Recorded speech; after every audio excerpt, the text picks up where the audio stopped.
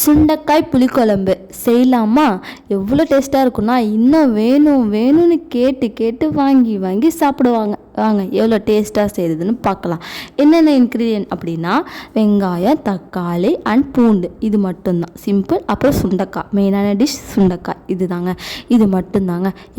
வெங்காயம் எல்லாத்தையும் தேவையான அளவு எடுத்து வச்சுக்கணும். தக்காளி வந்து மீடியம் சைஸாக ஒரு 3 தக்காளியை மிக்சியில் அடித்து எடுத்து வச்சுக்கணும். அப்புறம் வெங்காயம், அதுக்கப்புறம் பூண்டு, இது எல்லாத்தையும் உரித்து வச்சுக்கோங்க. எண்ணெய் ஊற்றி கடுகு போட்டு அதுக்கப்புறம் வந்து நான் வந்து வெந்தயம் போட்டுக்குவேன். இது வந்து புளிக்குழம்பு இல்லையா, அதனால் வெந்தயம் போட்டுக்கணும். வெந்தயம் போட்டுட்டு நல்லா பொரிஞ்சதும் ஆனியனை போட்டு நல்லா கோல்டன் ஃப்ரை வர வரையும் நல்லா ஃப்ரை பண்ணணும். ஃப்ரை பண்ணிவிட்டு தக்காளி நம்ம அடித்து வச்சுருக்கோம் இல்லையா, அந்த பேஸ்ட்டை எடுத்து நல்லா போட்டு ஃப்ரை பண்ணணும். ஃப்ரை பண்ணக்கப்புறமா நல்லா வணங்கணும். நல்லா வணங்குச்சு பாருங்கள். அதுக்கப்புறம் சுண்டைக்காய் எடுத்து ஆட் பண்ணணும். ஆட் பண்ணிட்டு மஞ்சள் தூள், மிளகாய் தூள், உப்பு போட்டுட்டு நல்லா கொதிக்க வைங்க. நல்லா இது மாதிரி கொதித்து வந்துச்சுன்னா இது மாதிரி எண்ணெய் பிரிஞ்சு வந்திருக்கும். அவ்வளோதான், ரெடி ஆயிடுச்சு.